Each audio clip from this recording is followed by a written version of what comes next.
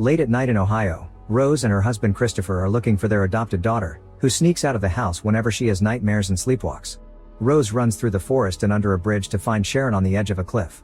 Sharon looks down and has a vision of a burning place with a girl inside that makes her whisper home. Before she can jump, Rose tackles her to the ground. At the same time, Christopher almost gets hit by cars when he crosses the road to join his family. Sharon keeps squirming on the ground, repeating the words home and Silent Hill like every time she has these episodes. The next day, Rose tells Sharon that she'll take her to Silent Hill to try to solve her issues, even though Sharon never remembers what she said while sleepwalking. Later, when Christopher comes home from work, he keeps calling Rose but she won't pick up. However, he finds her search for Silent Hill on the computer, learning that it's a haunted town in West Virginia and it's full of underground fire. That night, Rose stops at a gas station and notices that Sharon's drawings have changed from cute into horrific things, including a weirdly shaped cross. Rose asks Sharon about it and the girl freaks out because she doesn't remember doing it. As Rose calms her down, Officer Sybil watches nearby. When Rose goes inside to pay, she asks for directions to Silent Hill and the clerk says the road doesn't reach that town anymore. She also tells Rose that her card was declined. Rose immediately calls Christopher, who confirms he blocked the cards and says Sharon will be better at a hospital with medication. Rose just points out that medication never worked and hangs up. Outside, Sybil approaches Sharon to check she's fine, but Sharon knows to ignore strangers. At that moment, Rose comes back and drives away. Moments later on the road, Sybil tries to make Rose pull over. At first, Rose stops the car, however she sees a sign marking the way to Silent Hill and decides to speed up to escape from Sybil. There's a fence blocking the bridge but Rose just drives through it to keep going. As they approach a foggy area, the radio starts screeching with static and Sharon screams in pain as she covers her ears. Suddenly a girl appears in the middle of the road and Rose has to turn the car to dodge, causing the vehicle to slip away and crash. When Rose wakes up, she discovers Sharon is missing and that she's on the outskirts of Silent Hill, where the fog is even thicker and it's constantly raining ash. Yelling her daughter's name, Rose runs down the road and enters the town, which seems to be empty. She sees a small figure running by and Rose follows her into a dark alley. At the same time, a siren starts wailing through town. A heavy darkness takes over the alley and Rose takes out her lighter, which doesn't help much. She hears a voice whispering "Mommy" and keeps on searching until she finds an abandoned stretcher. Someone moves again nearby and Rose follows again, but she freezes when she finds a mutilated person wearing mining gear and hung on the fence by wires that make it bleed all over the floor. Suddenly a monster called Grey Child appears behind her and glows when it tries to touch her. A screaming Rose runs away as more Grey Children show up, but she finds the way blocked by the fence. The Grey Children soon surround her and tear her jacket off as they try to hurt her. Eventually Rose finds an exit and pushes a door to enter a building, however she trips and the children surround her again, trying to grab her to keep her from moving. Rose yells in fear and the children start disintegrating as she passes out. Moments later Rose wakes up inside an abandoned bowling alley where music is playing. She immediately runs out and tries to leave the town, only to find an abyss of fog cutting the road off. Suddenly Dahlia appears behind her, explaining only the Dark One can let people in or out of Silent Hill. She also shares that she had a daughter called Alessa but she lost her after they made terrible things to her. When Rose shows her a picture of Sharon, Dahlia says that's her child and tries to steal the locket. Rose has to push her off to be able to run away. Meanwhile, Christopher is trying to follow Rose's route and asks a man at the gas station for directions. The man explains that Silent Hill is closed off because the mines are still burning underground, so Christopher has to bribe him to get proper directions. Back to Rose, she manages to find her car in one of Sharon's drawings, which shows a school. The car won't start, so Rose calls Christopher and leaves a message on his voicemail. At that moment Sybil shows up and arrests Rose, then she tries contacting her station but her radio isn't working. Rose notices the cop is bleeding, so Sybil explains she also crashed and woke up here. In the meantime, Christopher keeps driving while listening to Rose's message, which is mostly static. Eventually he finds the fence that Rose drove through and a bunch of cops blocking the bridge. He explains the situation and Inspector Thomas tells him they found Rose's car at the end of the bridge, but it's empty. Thomas also shares one of his officers is missing and he suspects she's with Rose, so he agrees to help Christopher with his search. In Silent Hill, Sybil tries to bring Rose to her station only to discover this road also ends in an abyss, confirming Silent Hill is in the fog world, which is a different reality. Sybil decides to go back with Rose, hoping to find a radio in town. They see someone moving nearby and when they try to follow, Sybil's radio and Rose's phone start making static noises. At that moment another monster appears and Sybil takes out her gun, but before she can shoot the monster throws boiling acid at her. Thankfully it falls on her helmet and she takes it off to then open fire. While Sybil defeats the monster, Rose uses the chance to run back to town. Following the maps on the bus signs, she navigates the streets and finds the school from Sharon's drawing. As she goes inside, she notices the same cross on the door. She makes it to an office and grabs a set of keys plus a flashlight to continue her search. On the street, Christopher and Thomas pass by on the police car, using the megaphone to find Rose. But since they're in different realities, they aren't hurt. Thomas reveals his father used to own the barber shop and died during the fire in the underground mines, which caused all the locals to leave the town. Some people think this town deserved its end. Back to Rose, she suddenly sees a bird inside a cage and a bunch of miners appear holding it. Rose tries the doors but they're locked, so instead she runs through the backyard and enters a burnt building. She hides in a classroom where she finds 2 fresh handprints on the dust, revealing the word which written all over the desk. Inside the desk, Rose finds a notebook belonging to Alessa, which triggers a flashback showing all the students calling the girl witch while mocking her and throwing things at her. At that moment Rose sees a girl run by and follows her upstairs into a bathroom, where she hears a girl crying. Rose tries every stall door and in the last one, she's horrified to find the janitor's body wrapped in barbed wire with a piece of a hotel keychain in his mouth. The wall says double dare you with an arrow that points at the mouth, so Rose swallows back her disgust and takes the key. When she leaves the bathroom, she notices the miners coming, so she runs back and locks the door behind her. The miners start pounding on the door, but suddenly the bird gets upset and the group runs away. Then the siren starts again and the room is filled with darkness. Rose uses the flashlight and watches how the bathroom begins to rot and darken. The janitor comes out of the stall and ejects his blood on the wall. Rose starts running, finding more bodies on her way out.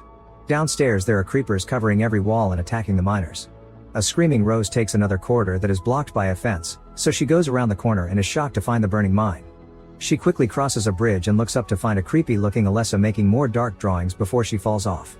Rose lands on the backyard, where she sees Pyramid Head before she runs away. At that moment Thomas and Christopher arrive at the school, walking through the same corridor as Rose at the same time but they don't see each other because of the different realities. Christopher swears he felt Rose's presence and even smelled her perfume, but Thomas doesn't take him seriously and forces him to leave. Rose collapses in tears as a swarm of creepers approaches, but before they can hurt her she's dragged into another room by Sybil. The cop steps on a creeper while holding the door close and Rose uses a metal bar to lock it. Sybil uncuffs Rose while explaining she doesn't have many bullets left. Suddenly Pyramid Head's blade bursts through the door and the duo dodges it just in time. He tries again and starts making the hole bigger, allowing the creepers to get in. Then Pyramid Head reaches inside to remove the bar, so Sybil shoots his arm. This doesn't stop him, however before he can come and all the creepy things start disintegrating. Pyramid Head disappears and the school looks normal again. Afterward the duo agrees to find the hotel from the keychain. Meanwhile Thomas makes Christopher leave town and tells him to leave this to the cops. However Christopher can tell they're hiding something and calls the county archives to ask about Silent Hill, but they tell him it's classified. That night, Christopher waits for the workers to leave and breaks into the archives. From Thomas reports, he confirms the story of the fire and finds a picture of Dahlia's daughter Alessa, who looks just like Sharon. On the other side, there's information about a case of kidnapping and assault that happened in room 111 of the hotel.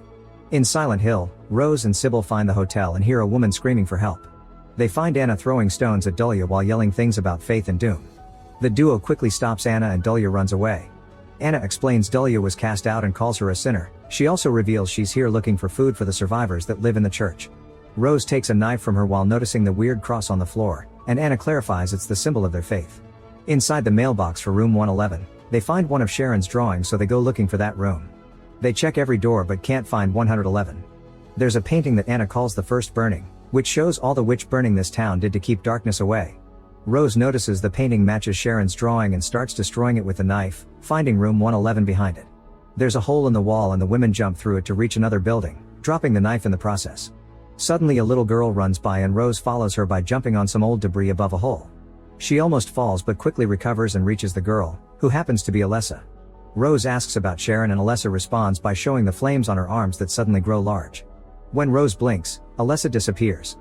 Sybil finds her and throws a rope to help her jump over the hole again, then Rose shares her conclusion. It was Alessa who made them crash and guided them to this place. While Sybil notices another cross, Anna asks them not to say Alessa's name. At that moment a bunch of birds fly out of the hole and Anna announces they must leave because darkness is coming. The trio runs through the streets as the siren wails again and they make it to the church, which Rose recognizes from the drawings too. Suddenly tons of survivors show up to hide in the church except for Dahlia, who tells Sybil not to follow them because these people are manipulating and deceiving. Anna throws a rock at Dahlia as she calls her a liar, but Rose tries to get information out of her anyway. Soon the darkness starts taking over the place so Sybil drags Rose into the church. A furious Anna stays to throw another rock at Dahlia but she's caught by Pyramid Head, who rips her skin off and throws it at the church's door. Inside, the locals start calling Rose and Sybil witches and try to push them out, ripping off Rose's locket. Sybil shoots her gun to make them back off as the leader Christabella arrives to calm her people down, reminding them the Anna died because she broke the rules and not because of two strangers. For the next few hours, Christabella and the group do nothing but pray. Meanwhile, Christopher visits the orphanage where he adopted Sharon, but the nun in charge refuses to share any details about the baby's past. Christopher snaps and gets aggressive, however he's interrupted by Thomas, who handcuffs him for breaking and entering. Then Thomas explains Alessa died on the night of the fire and that the cult that lives in Silent Hill did horrible things to her. He shows the burn scars on his hands as he explains some kinds of justice are up to God before sending Christopher home, telling him to drop his search or he'll end up in jail. When the darkness hours are over in Silent Hill, Christabella finally talks to Rose and Sybil.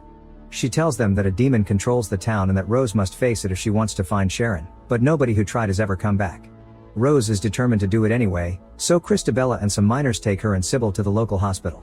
She makes Rose memorize the map while explaining that this is the demon's domain and that the darkness lies in room B151. The miners open an old elevator and give Rose a flashlight. Christabella also returns her locket.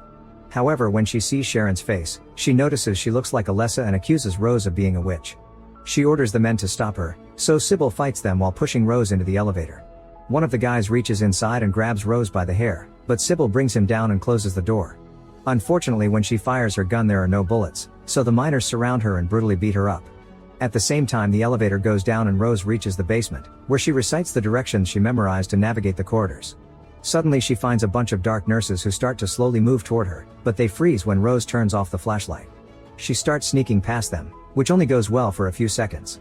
The nurses wake up and try to kill Rose, who dodges their attacks and causes them to hurt each other instead. Rose crawls to go through the group unnoticed and leaves the flashlight behind to keep them distracted, then she can run again.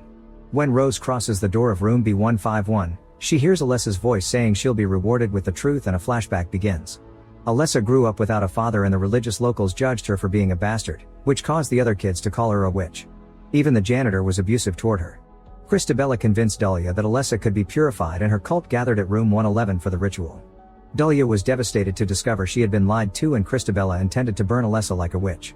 However, the device they used for the witch burning malfunctioned and started the fire that destroyed the town. Dahlia tried to rescue her daughter but it was too late, and Thomas hurt his hands bringing out Alessa's burnt body. The girl was kept in the hospital, where her pain fed her anger. Eventually that anger became powerful enough to manifest herself into a ghost and she covered the town with darkness as revenge. When the flashback ends, Rose finds herself in Alessa's hospital room. Her burnt body is still on the bed and her ghost appears next to her old nurse. Alessa explains that Sharon is the manifestation of the little goodness that was left in her, and she abandoned her in the outside world to protect her from the Silent Hill curse. Christabella wants to purify Sharon too, so Rose agrees to help Alessa get her revenge. The ghost hugs her and enters her womb while it's revealed the nurse has been bleeding from her eyes all these years. Meanwhile, it's revealed that Sharon has been staying in Dahlia's apartment. Christabella arrives with her men and Sharon tries to hide while Dahlia defends her, but the guys are stronger and easily kidnap them both anyway. Moments later the cult is gathered at the church, where Christabella starts a fire. Sybil has been tied up to a ladder and the group lowers her just enough to keep her above the fire and burn her very slowly. Soon her body catches on fire and she dies. Next the cult ties Sharon up too, but before they lower her, Rose arrives and starts sharing the whole truth. Christabella's ritual have never kept demons at bay, it actually created one. Some of the townspeople strike Rose as she walks by, but she never gives up and yells that this faith brings death. Suddenly Christabella stabs Rose and calls her a blasphemer as she drops the knife. The blood drips on the ground and allows Alessa to spread the darkness inside the church, which used to be off limits for her. The locals turn on their flashlights and watch how darkness pours out of Rose's wound, which rots the floor to reveal the burning mines. As Rose's wound heals itself, a bunch of barbed wire raises from the ground to bring up the burnt Alessa on her bed. Those wires grab Christabella and go up her groin to then burst out through her belly, killing her before splitting her body in two. Then the wires start killing all the cult members, including the guy that is about to attack Rose. While Dahlia admires what her daughter has become, Rose saves Sharon and takes her to a corner, where the girl sees Ghost Alessa approach her before passing out. Minutes later, sunlight enters the church, which is now clean and empty except for Dahlia, Rose, and Sharon. Dahlia wonders why Alessa didn't kill her and Rose explains a mother is God in the eyes of her child. Then she and Sharon return to her car, where Sharon finally falls asleep without having any nightmares. Rose drives while calling her house to leave a message, which arrives with only static. In the city, Christopher is having a nap but wakes up when he senses someone nearby. At the same time Rose and Sharon arrive at the house. However, when Christopher goes outside he finds nobody, yet his family is inside the house. This means Rose and Sharon are still in the fog world because nobody ever truly leaves Silent Hill.